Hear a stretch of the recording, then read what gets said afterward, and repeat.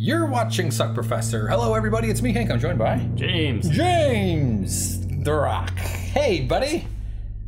So welcome to our show, everybody. We're talking about Thor Ragnarok. Now, James is going to give us a review. Welcome to our channel, everybody. We got some spoilers. At Suck Professor on Twitter, at VideoJamesSP. Find us and hit us up on there, Facebook and Patreon and other shit. So, all right, James, we got a review for Thor the movie. I didn't see it, but you can spoil it. Okay, super spoilers to come. Big spoilers coming, everybody. Just but also you're going to spoil for me too. So we find out that Thor's last name is Ragnarok. Pretty amazing. No. Is that what it is? No, Ragnarok is basically the apocalypse in the terms of the mythology that surrounds the Norse. Okay. So essentially what happens is that in Thor Ragnarok, we open with Thor captured in chains, being dropped down into a pit. And he's talking to a large fire creature named like Sator or something like that. I got that completely wrong. Everybody gets that one wrong. But basically, this was a creature that was thought to be dead millennia ago that Odin had killed, but he was the one who had to bring about Ragnarok, the destruction of Asgard. Okay. And Thor, of course, uses his hammer, breaks through the chains, destroys the creature, rips his crown off, takes it back to Asgard. Why do they let him have the hammer? If you have a prisoner who has a magic hammer, you don't let him touch his... Well, no, here's the thing. Thor was biding his time. He was pretending to be trapped, and he was called his hammer from far off. Oh, I see. Okay, gotcha. But basically, the general plot of it is that he goes back to Asgard, finds out that Odin is giving this vast party with statues of Loki all over the place and doing this stage play, which is hilariously done, where Loki is played by Matt Damon. Really? And he's being cradled by Thor in his arms as he dies. Is Matt Damon an actor? Like, is that just like in the show? In the movie, he's like an actor? No. I should mention this is an incredibly funny movie. Okay. Hugely entertaining. All right. So Matt Damon is just there for he's not identified as Matt Damon. You just know he's Matt Damon because you see it. And he's got the black wig on and everything, his hair dyed, dressed up like Loki, and he's doing his over-the-top death scene. Okay. But basically what it turns out to be is that Odin is dead. Odin's not dead. Odin is exiled to Earth. Loki is taking the image of Odin. And to make a long story short, they travel back to Earth. They find Odin. They find out that Odin is moments away from death, and that his death is going to unseal their sister, Hela, whatever it is. She's the goddess of death, the firstborn of Odin, the sister of Thor. She draws her power from Asgard. So they're in Norway on a cliff. Odin dies. The portal opens. Hela steps out. They go into a fight. Loki does something incredibly stupid, and he calls for the Rainbow Bridge to be summoned up so that they can get back to Asgard. But in doing so, they provide an avenue for Hela to get directly back to Asgard. Fucking Hela. So she gets back there. On the way up, they're shooting up through the portal thing, and she fights them, and she's knocking them outside of the threshold of the portal, so they get cast off into space, and Thor crash lands on Skar or Sakaar, which is that junk planet where he goes into the whole tournament with the Hulk and stuff later on. Oh, okay. So basically, she goes back to Asgard. She starts gaining her powers back, and she destroys the entire Asgard army right. with her amazing fighting skill. She is a very entertaining character. Is that Cate Blanchett? Yes. All right. And she dresses up like an elk. Sort of like an elk. Whenever she goes into battle mode, she basically pulls her hand over her head, and the giant antlers come flying out because that's her battle gear. Okay. Does she hit people with her antlers, like poke them? No, not necessarily. Well, so she's obviously not been watching elk videos. Yeah. So basically, she goes into Thor's throne room and looks up at the ceiling, and there's this big mural up there showing like how Thor came to power, and it's all peacefulness. It's all Thor making peace treaties and things like that. Right. All happy, like Jesus style stuff. Yeah, kumbaya. But then she has this power to throw spikes out of materializing weapons and spikes out of midair, and she just destroys the entire ceiling. It falls down, and you find that mural was built over top of another mural that was much darker, and it shows Odin wearing the giant antler crown, holding the hammer or whatever, and next to her in another mural is her charging into battle side by side with Odin. She's holding Mjolnir, the hammer. I said that wrong, but whatever. Yeah, sure. And they were conquerors of the universe until he could not control her anymore, and he banished her away and then pretended like she never existed. With some revisionist mythology. Yes, where Odin was a bad dude. Wow, that sucks. So they took away her credit. Yeah. She didn't get credit for something that she deserved. Yeah, so basically what happens is that the whole movie is a story of Thor trying to escape from this gladiatorial combat arena, trying to bring the Hulk back to his senses, trying to get back to Asgard and trying to prevent Ragnarok and defeat Hela. So is the Hulk captive? Yes. Why can't he get out? Can't he just like jump away like a frog? Well, no, he actually likes it on Sakaar. He is trapped in the Hulk, and he has been the Hulk for 2 years. So Bruce Banner is not in control. Yeah, right. Yeah. So the Hulk is, there's force fields, and there's a lot of the Collector, Jeff Goldblum, has a lot of high technology, so the Hulk can't easily escape. Nor does the Hulk want to escape because he's the champion. He's a celebrity. He's kind of living it up. It's like he found it's working out for him. Yeah. Like, the guy with the world's biggest... no, we're not going to talk about that. Yeah, so basically by the end of the movie, you find out that there is no way to defeat Hela. That Ragnarok is something that has to happen. So, the big fight. So essentially what happens is that they get back to Asgard, they grab the skull of the big fire demon from the beginning of the movie, they put it into the eternal flame at Asgard to resuscitate this great being who then grows to like 2 miles high in stature. That's fun. And he starts smashing everything in Asgard. Okay. But before that happens, Hela and Thor go into battle. And in the very beginning of the movie, Hela destroys Thor's hammer, so he no longer has it. Oh. Which is, we saw that in the trailer. Does she squeeze it? Yeah, and it shatters.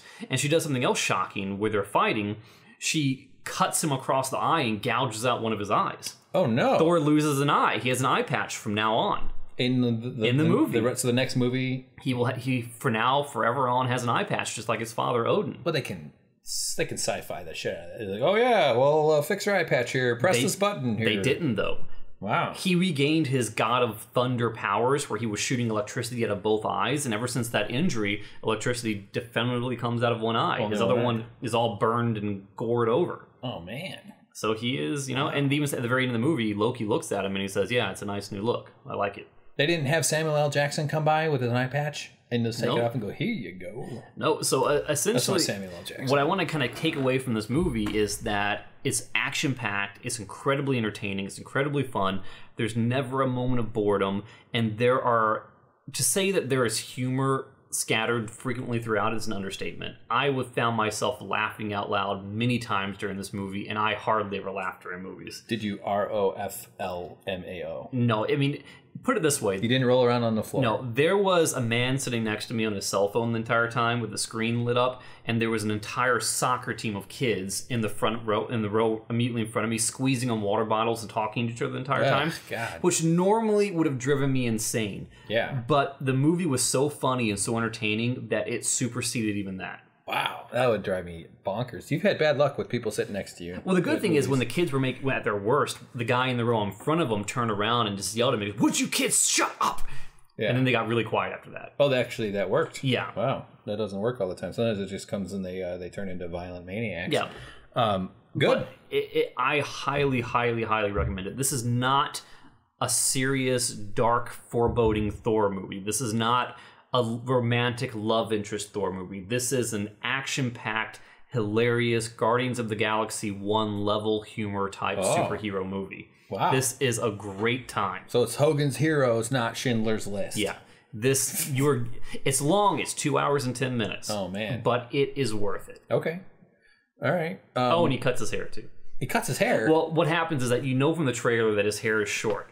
And what happens is that before he goes out into the gladiatorial arena, this figure is approaching him in an elevator, and he's like, "No, don't cut my hair, please, no, no!" And then you see who's coming towards him, and it's Stan Lee with a giant, buzz arm. He's like, "I'll just hang there, little whippersnapper."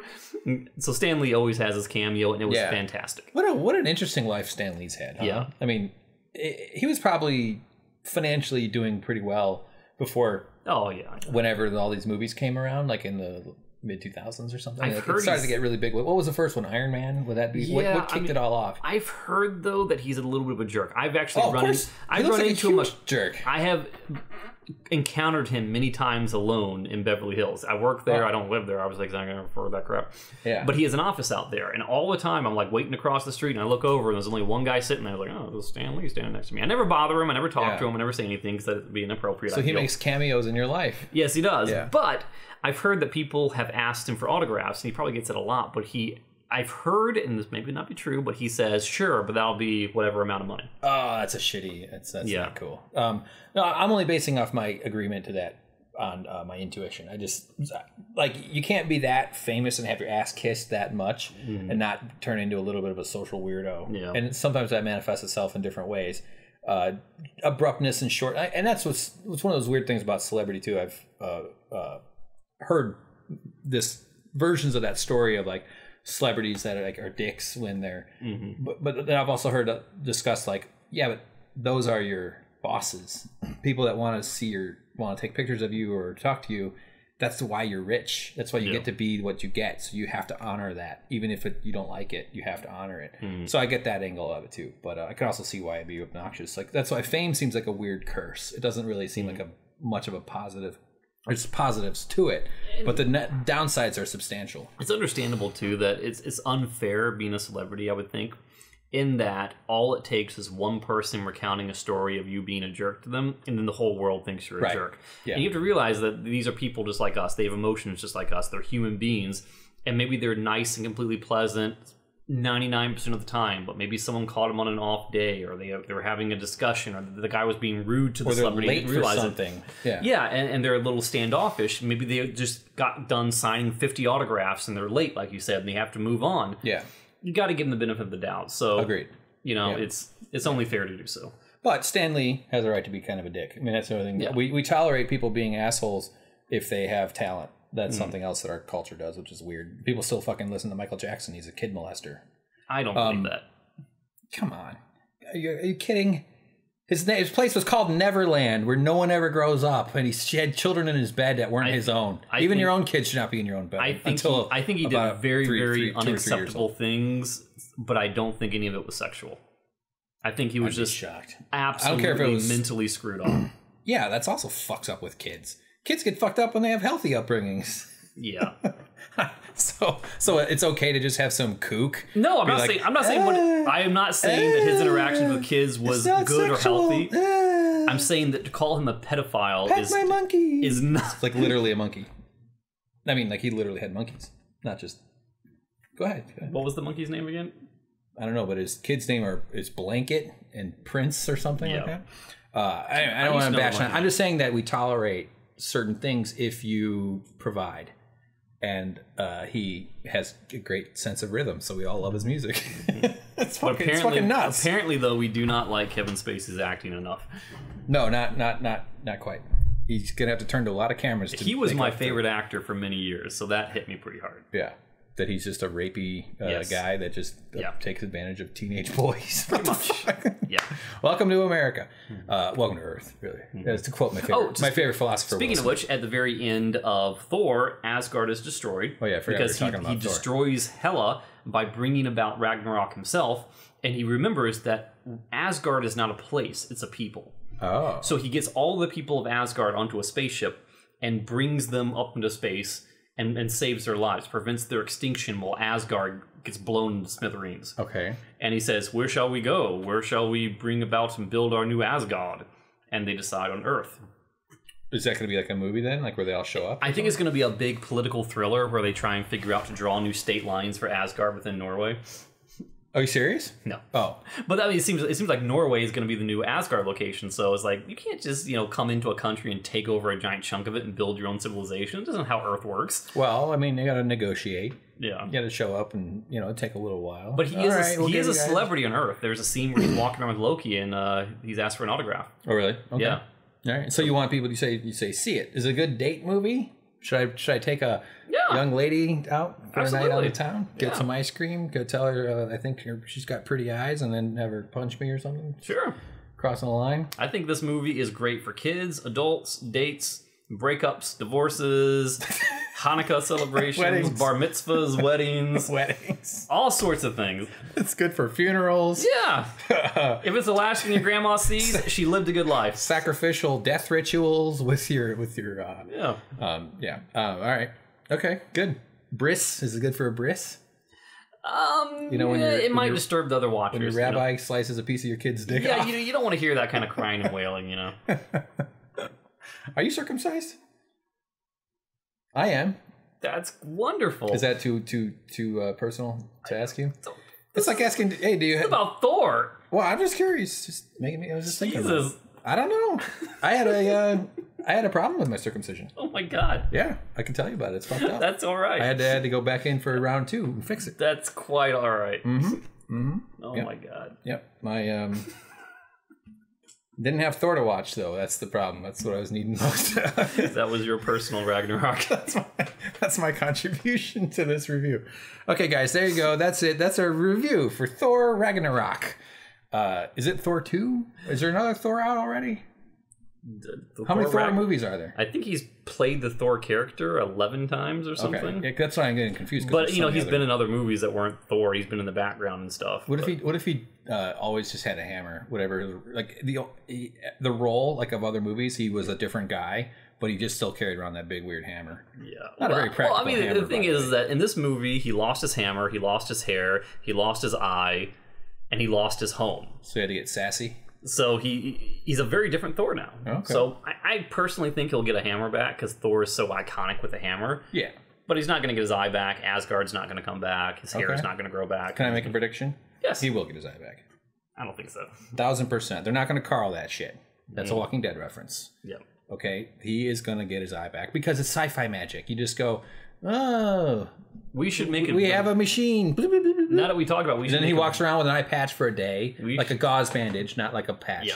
Because you know there's a difference. Like you see a guy with white gauze or tape around his face, you're like, oh, he's got an eye injury. But you see a guy with like the patch that's like a permanent, like the skin tone or the black one, and you're like, oh, he's given up. He's lost his eye. That guy's fucked up. It's a difference. And that's what Thor has. Oh, he's given up already? Yeah, he's got the solid black, stylish eye patch. I'm just saying he's got powerful friends. No, he's got 2 Winnie the Pooh Band-Aids over his eye sockets, crisscrossed. Transformers Band-Aids. Yeah. Winnie the Pooh. That's funny. Okay, there you go, guys. That's it. Hit us up on Twitter and Facebook and whatever else, and check out the rest of our video channel here. I don't know what the fuck I'm doing with this channel. It's all right. We got more coming though. It's all gonna be good. James, thank you very much. Glad you saw Thor. Yeah. Thanks for reporting back to me and the listeners and the viewers. Problem. You've been wonderful. Bye.